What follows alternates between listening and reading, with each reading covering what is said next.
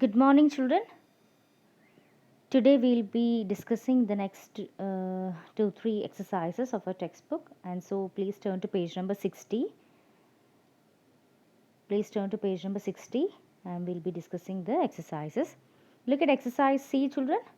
Exercise C, read the lines and answer these questions.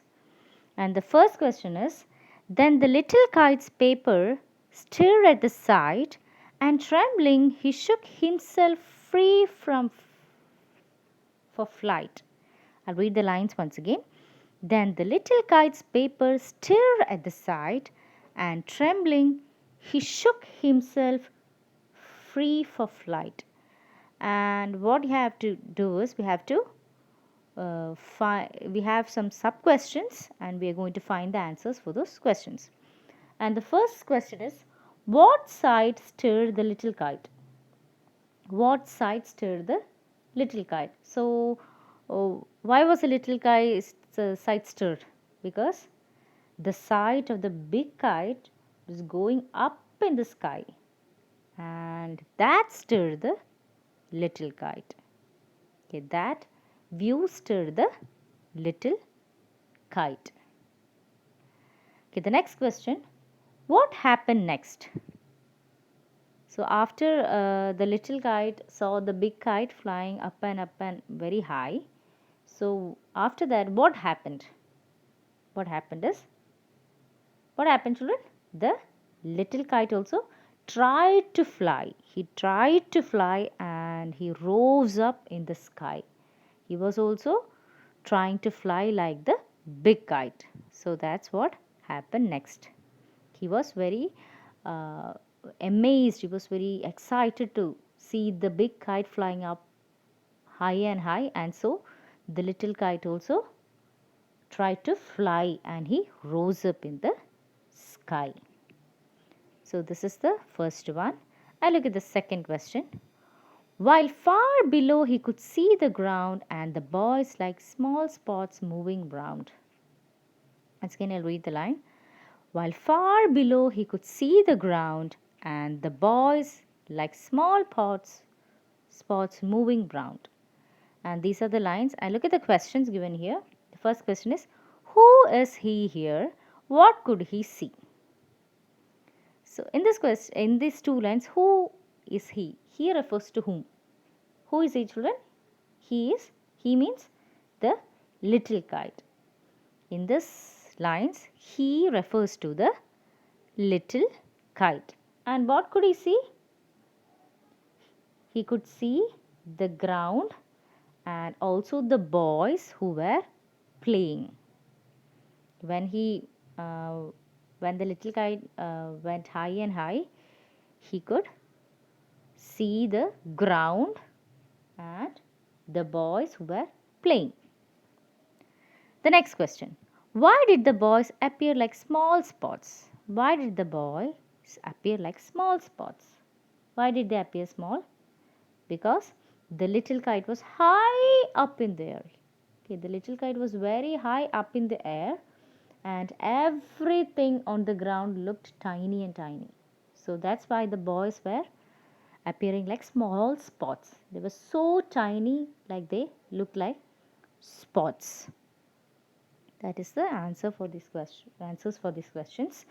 Now the next section is think and answer. Think and answer. The first question. Why do you think the big kite did not try too hard to persuade the little kite? Why do you think the big kite did not try too hard to persuade the little kite? So why did the big kite did not try to persuade him? Why did he not try to uh, um, make the little kite understand that you have to fly, you have to just come out? Why couldn't he say? Because the big kite knew that once it went up in the air, the little kite would also gather all the courage and would try to fly in the sky. So that's why he did not try too hard to persuade the little kite, because the big kite knew that by showing him flying high in the air could help the little kite more to do so. Okay, so that's how that's why the big kite he flew into the air without trying to please, without trying to what trying to make him understand. Okay, that's what happened. The next question: what is the lesson we learn from the story? The lesson we learn, sorry, we learn from this poem. The lesson we learn from this poem is that we should not let our fears control us. Everyone has a lot of fears, yes or no? Some are, uh, some have fear of darkness. Okay, that means if everywhere is dark, then some are very fearful of them. Some are scared of exams.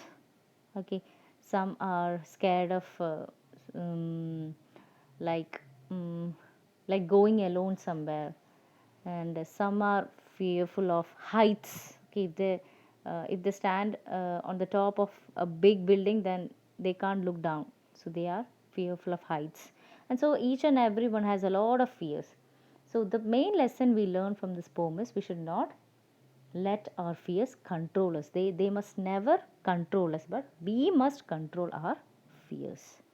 That is the lesson we have to learn from this poem.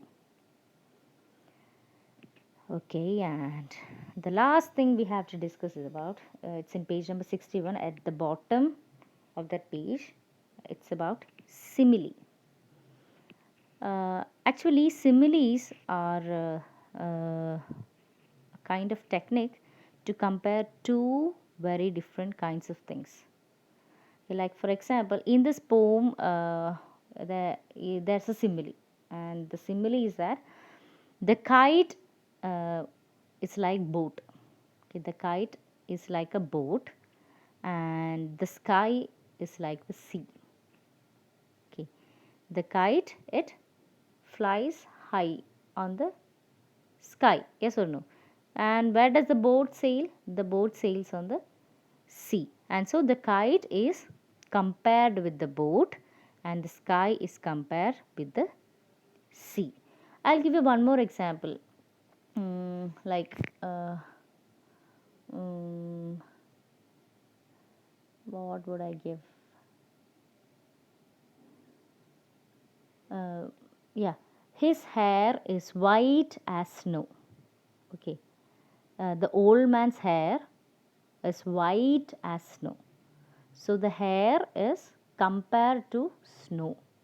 The hairs, the hair is compared to snow. So we are comparing two different kinds of things. Okay, and we are making that kind of connection. So compare. So this kind of comparing can be called as simile.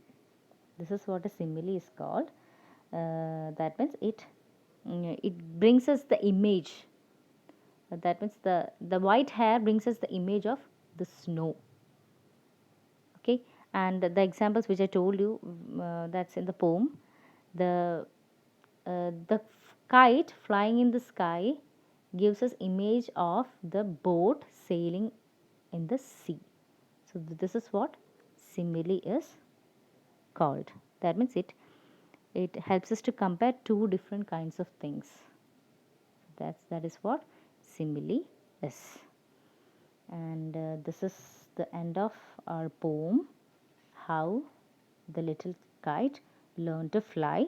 So please revise, read the poem, learn the question answers and all the activities, and revise them so that you will be thorough with all the exercises. And so please children, take care and bye.